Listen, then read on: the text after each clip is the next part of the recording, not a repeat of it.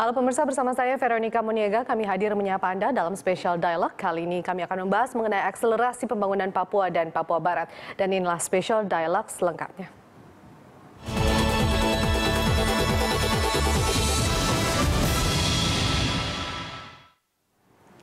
Dalam rangka menjaga tegaknya integritas NKRI di tanah Papua, pemerintah telah mengeluarkan berbagai kebijakan yang dituangkan dalam bentuk peraturan perundang-undangan.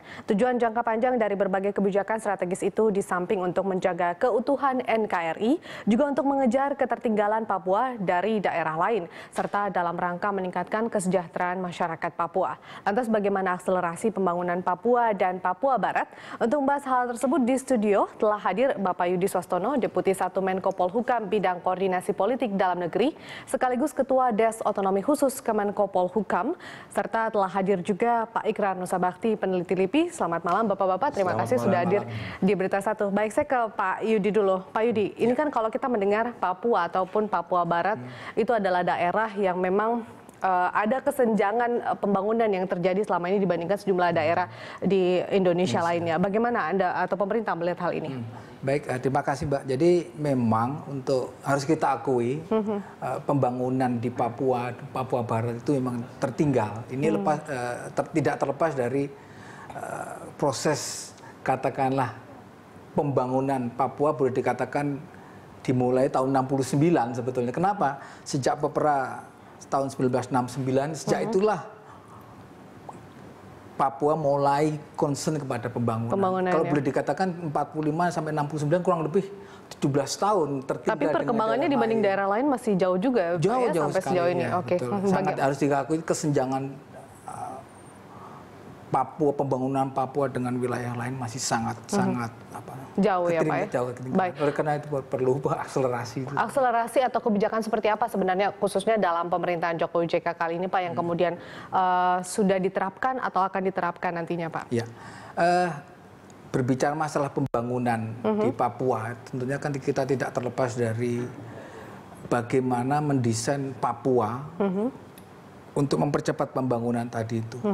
Mungkin Bapak Jokowi telah memberikan garis jelas kepada kita semua bahwa pemerintah sekarang itu lebih fokus untuk mengakselerasi pembangunan di Papua.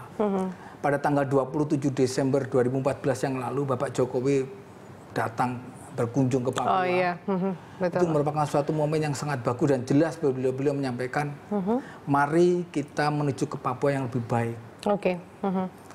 Kemudian pada tanggal 8 sampai dengan tanggal 10 Mei yang lalu juga berkunjung kembali. Beliau menegaskan komitmen, saya dalam waktu 1 tahun itu paling tidak saya 3 kali untuk berkunjung di Papua. Oke.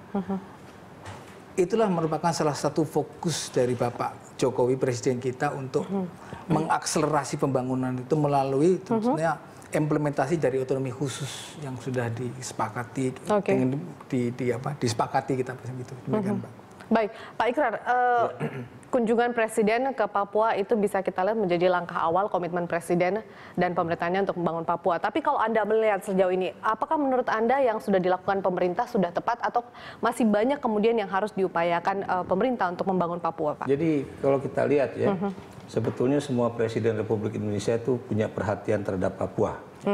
Tapi mungkin baru satu Presiden Republik Indonesia yang sekarang ya, Joko Widodo, yang boleh dikatakan perhatiannya melebihi presiden-presiden sebelumnya ya, dari zaman Bung Karno sampai ke Pak SBY. Kenapa demikian? Anda bisa lihat ya, dalam 1 tahun itu 4 kali beliau sudah ke Papua. Baik dalam rangka waktu itu kampanye pemilih presiden ya, itu 2 kali dia ke Papua, dan kemudian setelah jadi presiden dia juga sudah 2 kali ke tanah Papua ya. Dan kita juga tahu bahwa perhatian beliau itu memang kalau saya perhatikan itu memang masih melanjutkan apa yang sudah dilaksanakan oleh Presiden SBY ya, yaitu saya beri contoh misalnya pembangunan infrastruktur.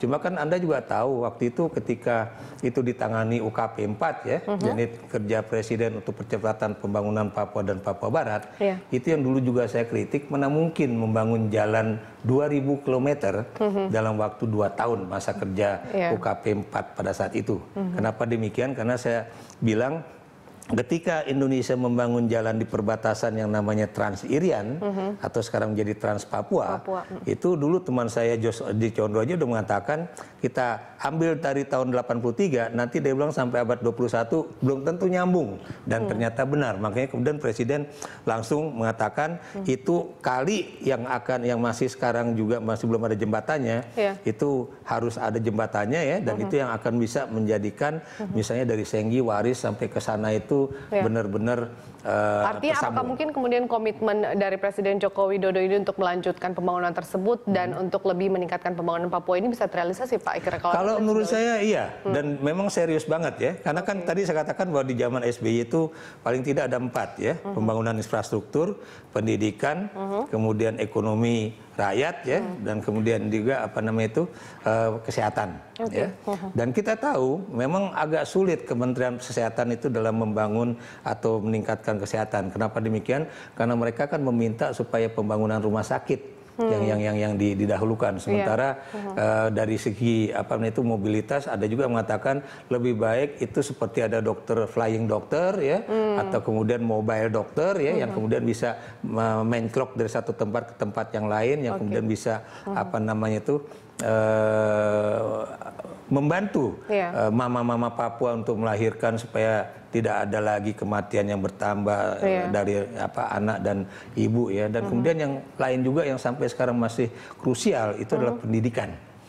Kenapa demikian ya? Karena saya terus terang ya, saya besar di Biak ya, jadi saya tahu persis bagaimana perkembangan di Papua ya, dan skripsi dan disertasi saya juga tentang Papua. Dan kalau kita perhatikan, Anda tanya guru-guru di sana, kebetulan saya tahun ini Januari kemarin menginterview calon-calon penerima beasiswa dari Australia, dan para guru yang saya tanya itu kesulitan utama itu adalah partisipasi anak didik di dalam pendidikan. Cuma persoalannya itu bukan kemudian dengan cara pemerintah menggratiskan SPP dan sebagainya, bukan itu. Tapi tenaga pengajar dan fasilitas pendidikan juga, Pak? Bukan. Yang paling menjadi concern utama itu adalah orang tua. Kita akan lanjutkan. Apakah orang tua memberikan anaknya itu kesempatan untuk sekolah? Karena kalau mereka itu masih peladang berpindah-pindah, dia ikut orang tuanya itu pindah. Itu satu. Kedua, masih banyak orang tua yang belum sadar bahwa pendidikan itu sesuatu yang sangat penting. Jadi memang kalau Anda lihat rata-rata orang Papua sekolah itu masih di bawah 5 tahun. Ya, jadi masih di bawah angka rata-rata anak-anak Indonesia sekolah. Dan Anda juga tahu juga memang yang harus partisipasi anak-anak sekolah itu di Indonesia itu masih rendah. Sekarang mungkin cuma 7,2 tahun. Baik Pak Ikrar dan juga Pak Yudi, kita masih akan lanjutkan perbincangan menarik ini di segmen berikutnya. Pemirsa tetaplah bersama kami di Special Dialogue.